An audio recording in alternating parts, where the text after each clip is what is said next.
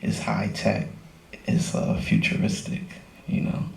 And you know it when you hear it, for sure. Yeah. Well, yeah, definitely that, because you got to think about acid house is like the only sound that you can hear in any song, and you could pick it out. Like if you heard classical music and someone's playing an acid line in it, you'd say, it's got some acid in there. But if you heard classical music and you heard a piano in it, or a string, or not a string, but a guitar or something, it still, you wouldn't say, oh, that's some rock and roll right there. He'd have to be doing a riff that made it sound like a rock and roll riff. He'd have to be playing it a certain kind of way. But acid house, once you hear that acid line in it, I don't care what form of music, you could pick that sound out and say that's acid right there. And usually you can't really do that by hearing any other instrument in other forms of music. It just becomes part of that music. You won't single it out as being another form of music mixed in with it. Yeah, and the TB303 is a big part of that. It's this little silver box sitting here, which we're going to talk about in a little bit. And this was created by Roland in the early '80s, and we actually are lucky enough to have a special guest from Roland, Japan, Mr. Masahiro Minoa, who'd like to just say something quickly on behalf of the team at Roland, Japan. Hello, thank you very much for coming to this event. So my name is Masahiro Minoa, coming from Roland Corporation Japan. So firstly, on behalf of Roland Corporation, we are very much thank you very much for using our gear to creating music over 40 years now. So actually this TB303 and TR808 was 30 years ago was made. So now we made a newly developed our idol series like TB3 and TR8. So maybe today everyone talk about these two gears and enjoy the talking and background history. Thank you very much. So maybe we should go back to kind of the beginning. Sure. What do you think? You want to take a listen to it, or?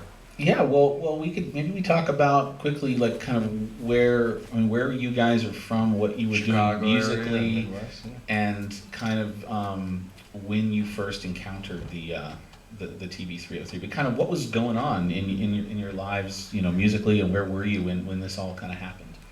Well, Spank and I were just trying to be creative and make music. It was Spanky's vision to kind of have a group.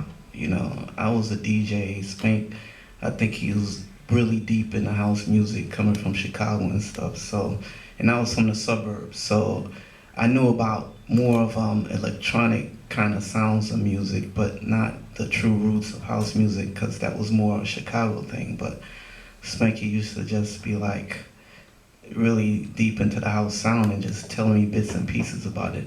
Actually, Spank, why don't you tell the story and then lead us up to, when so I can take over with the 303 part.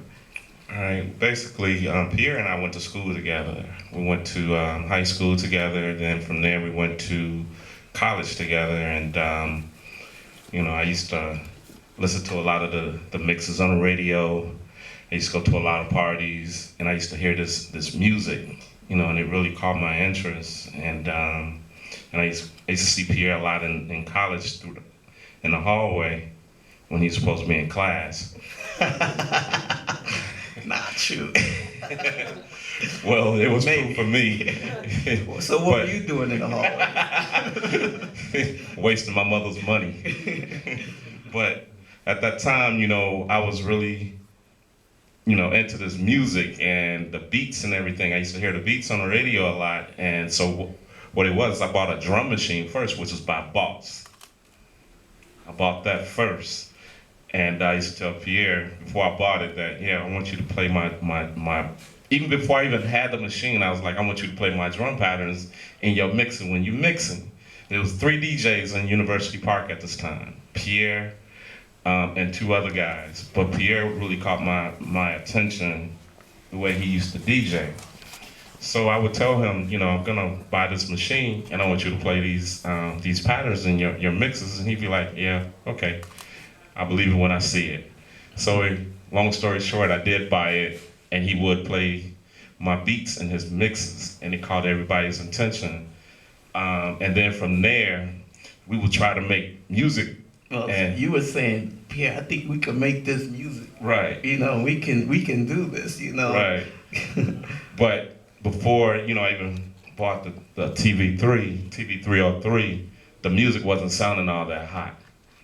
So again, long story short, when we bought that, that's when everything took off.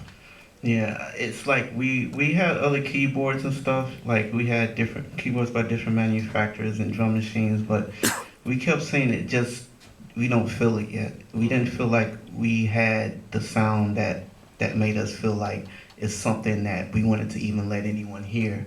So when I was at a friend's house, a guy named Jasper G, and he had this track. It had a nice bass line to it. I said, oh, okay. I like the texture of that bass line. It just sounded like something I wanted to mess with. Like it just made my ears feel good, a little tickle. And I was like, what is that? What's doing that? And he said, oh, it's this thing called TB303, this bass line machine. You use it to make bass lines. And I said, oh, I think we need that. And when I was at his house looking at the machine, I just thought, man, if I get my hands on that, I really think we'll have something. So I went home and I called Spanky and I told him about this machine. I said, Spanky, you got to get this machine. So Spanky had got the machine, and he said, man, I got the machine. And he called me up real excited because he said, I don't know how to work it yet, but come over real quick. I got the machine. So I came over there and, the machine was playing, had a beat and stuff. And the thing is, it was playing, and I sat there and we listened to it, and it was interesting.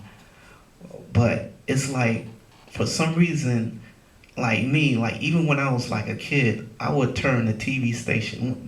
I'm dating myself now, when we had knobs. So I would turn from 5 to 7, but I would try to turn the knob in the middle because I thought, let me see what happened if I put the knob in the middle. Maybe 2 TV stations will come on at the same time.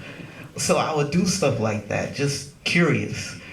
And so with the machine, I just like, let me twist these knobs. I feel like if I twist the knobs, it could warp the sound some kind of way. Like I just want to see what happens.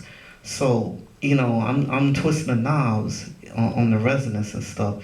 And then Spanky's like, what you doing? He's like, yo, and I didn't know if he liked it, if it was Herb was another member of the group. I didn't know if they liked it or not. But as soon as Spanky said something, he was like, yo, I stopped. He said, no, keep doing that.